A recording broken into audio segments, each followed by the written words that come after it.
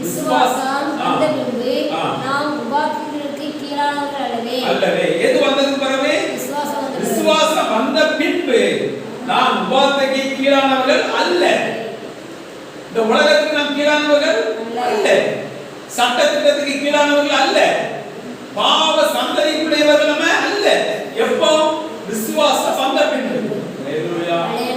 ஒவ்வொரு கிறிஸ்தவங்களும் இத முக்கியமா அறிந்து கொள்ளணும். விசுவாசம் என்ன அப்படிங்கறத முக்கியமா நாம் அறிந்து கொண்டாதான் நாம் விடுதலையாக்கப்படுவோம். அதுதான் சத்தியம். அந்த சத்தியத்தினால நாம் விடுதலையாக்கப்படுகிறோம். இல்லை என்றால் நாம விடுதலையாக்கப்படாம அதுக்குள்ளே இருந்தே நாம் போராடி கொண்டிருக்கிறோம். நியாயப்பிரமாணம் உட்பட்டவர்களா இருந்து இயேசு கிறிஸ்துவுக்குள்ளே வருவதற்காக நாம் போராடி கொண்டிருக்கிறோம். அதுதான் சொல்றோம், நாம் கிறிஸ்துவை போல வாழ வேண்டும், கிறிஸ்துவை போல வாழ வேண்டும் என்று சொல்லிக் கொண்டிருக்கிறோம். ஆனா எங்க இருந்து சொல்லிக் கொண்டிருக்கிறோம்? நியாயப்பிரமாணத்துக்கு உட்பட்டவர்களாய் சொல்லிக் கொண்டே இருக்கிறோம். நியாயப்பிரமாணத்துக்கு உட்பட்டவர்களாய் நாம் இருந்து எவ்வளவுதான் நீங்க சொல்லிக் கொண்டே இருந்தாலும் மரண வரை நீங்கள் சொல்லிக் கொண்டே தான் இருக்க முடியுமே ஒழிய நீங்கள் விடுதலையாக்கப்பட முடியாது. அந்த பாவ அடிமையிலிருந்து நீங்க என்ன செய்ய முடியாது? விடுதலையாக்க ஆக்க முடியாது. அதனாலதான் இன்றைக்கும் எவ்வளவு சில ஊழியர்கள் இன்றைக்கும் நான் சொல்றது, நான் ஒரு பாவியாக தான் இருக்கிறேன் என்று சொல்லுகிறாங்க. எதுனா அவங்க நியாயப்பிரமாணத்துக்கு உட்பட்டவர்களாக இருந்து தேவனை தேடிக்கொண்டிருக்கிறார்கள். நாமோ விசுவாசத்தினால் அதிலிருந்து நீங்களாக்கப்பட்டு நாம் விடுதலையாக்கப்பட்டிருக்கிறோம். நாம் இயேசு கிறிஸ்துவை பற்றும் விசுவாசத்தினால் விடுதலையாக்கப்பட்டு நீதிமன்றாக்கப்பட்டு தேவனுடைய பிள்ளைகளாக்கப்பட்டு குற்றமற்றவர்களாகவும் பரிசுத்தவர்களாகவும் நாம் ஆக்கப்பட்டு தேவனுடைய பிள்ளையாக நாம் இருக்கிறோம். எப்படி இருக்கிறோம்? தேவனுடைய வார்த்தையை சொன்னதை நாம் விசுவாசிக்கிறபடினால், இயேசு கிறிஸ்து மூலமாக இப்படி உங்களுக்கு கொடுக்கப்பட்டிருக்கிறதை நாம் வார்த்தையை விசுவாசிக்கிறபடினால் நாம் இன்றைக்கு இப்படி ஆக்கப்பட்டிருக்கிறோம். ஹல்லேலூயா. அதனால நாம் இந்த உபாதைக்கு கீழானவர்கள் அல்ல. அதுக்கு நாம் அடிமைப்பட்டவர்கள் அல்ல. பிசாசுக்கு நாம் அடிமைப்பட்டவர்கள் அல்ல. அது நம்மளை மேற்கொள்வதற்கு நாம் அடிமைப்பட்டவர்கள் அல்ல. நாம் அதில் மேலானவர்களாக இருக்கிறோம். நாம் ஒரு தலைகளை நசுக்கிறவருடைய சொந்த பிள்ளையாக இருக்கிறோம். ஹல்லேலூயா. ஜெயிச்சவருடைய ராஜ்யத்தின் பிள்ளையாக நாம் இருக்கிறோம். இதை நாம் புரிந்து கொள்ள வேண்டும். இந்த சத்தியங்களை நாம் விசுவாசித்து உணர்ந்து அந்த சிந்தையை தரித்து நாம் வாழ வேண்டும். அப்பொழுதுதான் இந்த உலகம் எதுவும் உங்களை பாதிக்காது. உலகத்துக்குரிய எதுவும் உங்களை சேதப்படுத்த முடியாது. ஹல்லேலூயா. அதாவது விசுவாசம் வந்த பிறகு நாம் உபாதைக்கு கீழானவர்கள் அல்லவே. நாம் அந்த அவனுடைய பிரச்சனை எதுக்கும் அவன் இப்போ வருகிற அந்த அப்படி இப்படி சொல்றதுக்கு நாம் கீழ்பட்டவங்க இல்லை. நாம் எதிர்த்து நிற்கிறவங்களா இருக்கிறோம். அடுத்த வசனத்தை பாருங்க. கிறிஸ்து இயேசுவை பற்றும் விசுவாசத்தினால் தேவனுடைய புத்திரராய் இருக்கிறீர்களே. எப்படி இருக்கிறீங்க? தேவனுடைய புத்திரராக இருக்கிறீர்களே.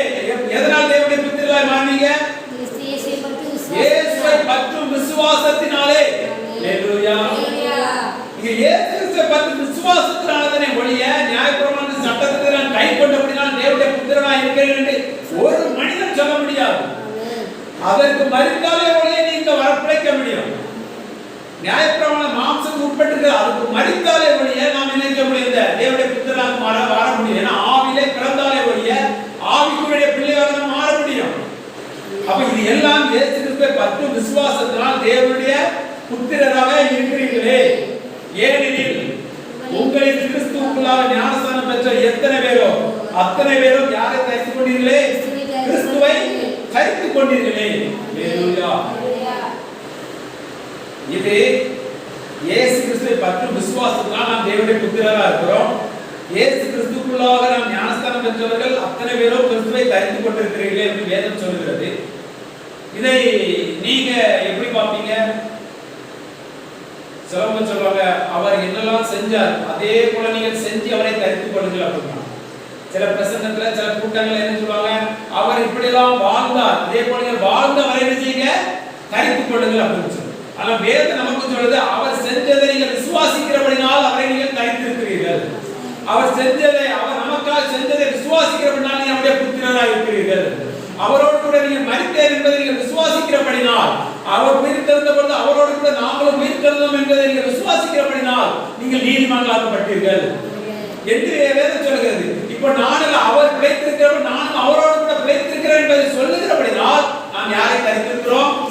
கிறிஸ்துவை தரித்திருக்கிறோம். எப்படி தரித்திருக்கிறோம்? அவரோடு கூட நான் மரித்தேன், அவர் பிழைக்கும் பொழுது அவரோடு சொல்றேன், நான் இல்ல, கிறிஸ்துவே எனக்குள் பிழைத்திருக்கிறார். அதை நான் சிந்திக்கிறபடினால் அதை நான் தரித்திருக்கிறேன். ஹalleluya. இது கிரியையினால் வருவதல்ல, இது விசுவாசத்தினால் வருகிறது. இதை நீங்கள் விசுவாசிக்கும் பொழுது நீங்க அவருடைய எண்ணத்தை செய்வாரோ அதை தான் நீங்கள் செய்வீங்க. ஏன்னா நீங்க யார் உங்களுக்குள்ள பிழைச்சிருக்கிறார் விசுவாசிக்கிறீங்க? கிறிஸ்து உங்களுக்குள் பிழைத்திருக்கிறார், அதை விசுவாசிக்கிறீங்க. ஹalleluya. அதனால தான் நீங்கள் தரித்துக் கொண்டீர்களே அப்படி வேதம் நம்மை பார்த்து சொல்லுது. நீங்கள் தரித்துக் கொண்டிருக்கிறீங்க அப்படி சொல்லுது. இது யாருக்கு சொல்லுது அப்படின்னா விசுவாசிகளுக்கு சொல்லுது.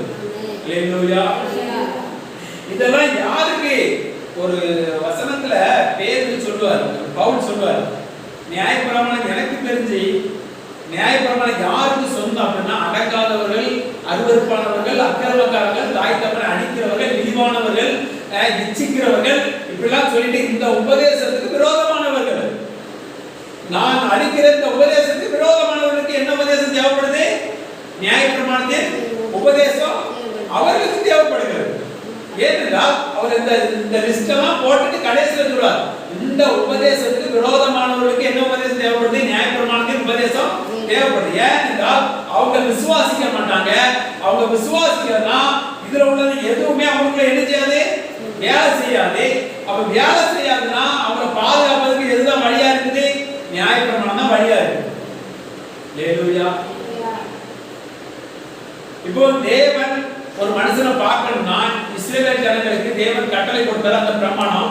ஒண்ணு அந்த பிரமாணத்துல நீ வாழ்ந்து தேவனை தேடலாம், இல்லனா இந்த கிருபைக்குள்ள இந்த உபதேசத்துல வாழ்ந்து தேவனை தேடலாம். இந்த உபதேசத்துல வாழ்ந்து தேடணும்னா விசுவாசம் அவசியம். ஹalleluya. இந்த விசுவாசத்தினால தான் நீங்க எல்லாருக்கும் விடுதலையாக்கப்படுவீர்கள், தேவனுடைய புத்திரராக இருப்பீர்கள், இப்பெல்லாம் இருப்பீங்க. ஆமென். அப்ப இதெல்லாம் நீங்க தரித்து கொண்டாதான் நீங்க என்னுடைய விசுவாசிக்கிறவங்க அடையாளம். நீங்க பேச முடியும் தைரியமா. உங்க மனசுல ஏதாவது பிசாசு ஒரு தவறான கதையை போடலாம்னா நீங்க சொல்லலாம், ஏன் அதனால வரல, விசுவாசத்தினால நான் வந்திருக்கிறேன், என் தகப்பன் எனக்காக செஞ்சு முடிச்சதை நான் விசுவாசிக்கிறபடினால நான் இப்படி இருக்கிறேன் அப்படி சொல்லும் பொழுது பிசாசு உங்களை குற்றப்படுத்த முடியாது. ஹalleluya. நீங்க நியாயப்பிரமாணத்துக்கு உட்பட்டு இருந்தீங்கன்னா அவர் உலகத்துக்கு உட்பட்டு இருக்கிறீங்க, அவர் குற்றப்படுத்துவான், அதுக்கு நீங்க பங்குள்ளவர்களா இருப்பீங்க. சிலவர்களுக்கு வஞ்சிக்கப்பட்டவர்களா இருப்பாங்க, சிலவர்களுக்கு அடிமைப்பட்டவர்களா இருப்பாங்க, பிசாசுக்கு அடிமைப்பட்டவர்களா இருப்பாங்க. அப்போ நீங்க விடுதலையாக்கப்பட்டது எப்படி அப்படின்னா கிறிஸ்துவை நீங்கள் விசுவாசிக்கிறபடினால், விசுவாசத்தினாலே தேவனுடைய புத்திரராக இருக்கிறீர்கள். நீங்கள் உங்களுக்கு கிறிஸ்துவுக்குள்ளாக ஞானஸ்தானம் பெற்றவர்கள் எத்தனை பேர் அத்தனை பேர் கிறிஸ்துவை தரித்துக் கொண்டிருக்கிறீர்களே. ஹalleluya. அப்ப ஞானஸ்தானம் பெற்றவங்க நீங்கள் உறுதியாக 100% நீங்க விசுவாசிக்கணும், நான் கிறிஸ்துவை தரித்திருக்கிறேன், கிறிஸ்து எனக்குள் வாழ்ந்து கொண்டிருக்கிறார். ஹalleluya. அன்றைக்கு இந்த பூமியில அவர் ஒருவராய் வந்து வாழ்ந்தார். இன்றைக்கு எத்தனை பேர் விசுவாசிக்கிறாரோ அத்தனை பேருக்கும் அவர் வாழ்ந்து அவங்க மூலமாக அவர் இந்த பூமியில பிதாவின் திட்டத்தை நிறைவேற்றி கொண்டிருக்கிறார். ஹalleluya. ஒவ்வொருவருக்கும் வாழ்ந்து கொண்டிருக்கிறார், தம்முடைய ஆவியினாலே ஒவ்வொருவருக்கும் வாழ்ந்து கொண்டிருக்கிறார். ஹalleluya. அதனால்தான் இயேசு சொன்னார், நான் சீசரை பார்த்து சொன்னார், நான் போகிறது உங்களுக்கு நலமாக இருக்கும், நான் போனாலே ஒழிய என்னுடைய ஆவியானவர் உங்களுக்குள்ளே தங்க முடியும். இப்போ இயேசு இந்த பூமியில போகாமே உயிர்த்தெழுந்து இங்கே வாழ்ந்திருந்தார், நான் என்ன செய்ய முடியும்? ஒரு மனிதன் ஒரு ஊழியக்காரர் எதை செய்ய முடியுமோ அதை தான் இயேசு செய்ய முடியும். ஆனால் இயேசு போனதுனால தம்முடைய ஆவியை அனுப்பினதுனால யாவரும் அவர் செயல்பட முடிகிறது. எனக்குள்ள செயல்படுகிறார், உங்களுக்குள்ள செயல்படுகிறார், அவங்களுக்குள்ள செயல்படுகிறார், ஒவ்வொருவருக்குள்ள செயல்படுகிறார். எத்தனையோ ஊழியர்கள் கோடாமோடியான ஊழியர்கள் மேல ஒரே நேரத்தில் செயல்படுகிறார்.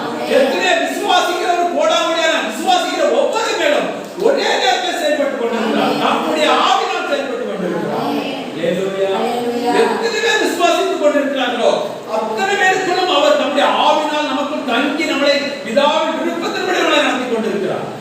இதெல்லாம் யார் நம்புறாங்களோ அவங்களுக்குள்ள இதெல்லாம் செயல்படும். ஹalleluya. அப்ப இந்த விசுவாசிக்கிறீங்கன்னா இது சாதாரணமானதல்ல, விசுவாசம் சாதாரணமானதல்ல.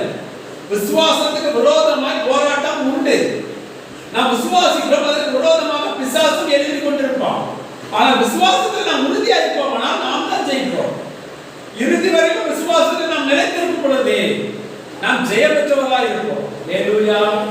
ஒரு வருஷம் இயேசு கிறிஸ்துவை விசுவாசித்த நானுடைய பிள்ளை, நான் ஆசீர்வதிக்கப்பட்டவன், நான் வாக்குத்தத்தத்துக்கு சொந்தக்காரன், நான் சுதந்திரவாளி, இப்படி எல்லாம் நீங்கள் விசுவாசித்து விட்டு எதுவுமே நடக்கல அப்படிங்கிறதுக்காக நான் உங்களை இதெல்லாம் நான் அவருக்கு சொந்தமானவன் அல்ல, நான் தகுதிப்பட்டவன் அல்ல, நான் அவருடைய பிள்ளை இல்லை, நான் ஒரு பாவி, நான் ஒரு மண்ணானவன், நான் அந்த உலகத்துக்குரியவன் அப்படியே நீங்க சொல்லிக் கொண்டிருப்பீங்க. நான் நீங்கள் விசுவாசிகள் அல்ல. இதைதான் கலாத்தியர்கள் சொல்லிக் கொண்டிருந்தாங்க. இதான் கலாத்தியர்கள் நினைச்சாங்க. இந்த தேவன் பவுல் வந்து கிறிஸ்துவின் உபதேசத்தை கலாத்திய சபைக்கு எழுதி சொல்லிட்டு போயிட்டார். அவர் பிரசங்கிட்டு போயிட்டார். அப்போ அதுக்கு பின்னால வந்தவங்க எதை சொல்லி கொடுக்குறாங்க? நியாயப்பிரமாணத்தை சொல்லி கொடுக்குறாங்க. உடனே இவங்க கிறிஸ்துவின் பிரமாணத்தை மறந்து நியாயப்பிரமாணத்தை கடைபிடித்துக் கொண்டிருக்கிறாங்க. அதனாலதான் கலாத்திய சபைக்கு சொல்றாரு, நான் உங்களுக்கு இதெல்லாம் விதைத்தேன், நீங்க மாம்சத்தை அறுத்து கொண்டிருக்கிறீர்களே, ஆவியில் விதைத்ததை நீங்க மாம்சத்தை முடிக்க போகிறீர்களா? நியாயப்பிரமாணம் மாம்சத்துக்குரியது, கிறிஸ்துவின் பிரமாணம் ஆவிக்குரியது, அது விசுவாசத்தால் வருகிறது. இப்படி நீங்க ஆக போறீங்களா? இது உங்களை அழைத்தவரால் உண்டான போதகம் அல்லவே. இது உங்களை அழைக்க வேண்டிய போதகம் அல்ல. ஹல்லேலூயா. இது மோசேயினால் கொடுக்கப்பட்ட போதகம், இது இயேசு கிறிஸ்துவால் கொடுக்கப்பட்ட போதகம் அல்ல என்பதை இந்த கலாத்திய சபைக்கு விளக்கி சொல்லுகிறார். ஹல்லேலூயா. ஒரு